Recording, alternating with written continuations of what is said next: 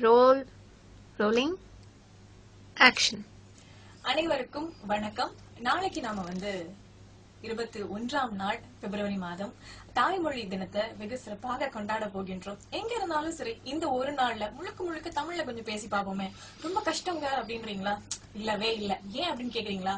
தமிழர்களாகிய நமக்கே கஷ்டம் அப்படின்னு சொன்னா ஒரு சீன பெண் இவ்வளவு அழகா தமிழ் பேசுவாங்க தெரியுமா? யாருன்னு பாக்கலாம் வாங்க. வணக்கம் ஈஸ்வரி, எப்படி இருக்கீங்க? வணக்கம் சொல்லிருக்காங்க. வணக்கம், நல்லா இருக்கேன். ஆப்பா, எப்படி பேசுறாங்க பாருங்க. சரி, நீங்க சீனால இருக்கக்கூடிய ஒரு வானொலி, தமிழ் வானொலியில தமிழ் பேசுறீங்க. எப்படி உங்களுக்கு இந்த ஆர்வம் வந்துச்சு தமிழ் பேசணும், தமிழ் கத்துக்கணும் அப்படின்னு? சரி, உண்மையிலே தமிழ் பத்தி என்னுடைய ஆர்வம் நான் உயர்நிலையில பார்த்தப்போ இந்த ஆர்வம் வந்துச்சு. உயர்நிலையில பார்த்தப்போ ஒரு ஜப்பானிய எழுத்தாளர் அவங்க இந்தியாவிலே சுத்தி பார்த்த அனுபவம் பத்தி ஒரு புத்தகம் எழுதாங்க. அந்த புத்தகத்திலே மீனாட்சி கோவில் அங்க மேலே ஏறி அங்க உட்கார்ந்து சுத்தி பார்த்த அனுபவம் சிரிஞ்சாங்க அந்த எழுதினாங்க. அப்போ முதல் தமிழ் மீது என்னுடைய ஆர்வம் வந்துச்சு.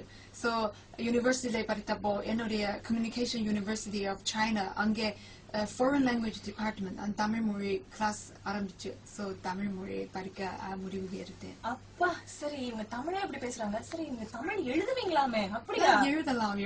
தமிழை கவிதை எழுதுகிறேன். தமிழ்ல கவிதை எல்லாம் எழுதுறாங்க அவங்க. சரி, ஒரு 2 வரி கவிதை கொஞ்சம் சொல்லுங்களேன். ஓகே. ஒரே மாதிரியான கண்கள் வேறுபட்ட விஷயங்களை பார்க்கும்.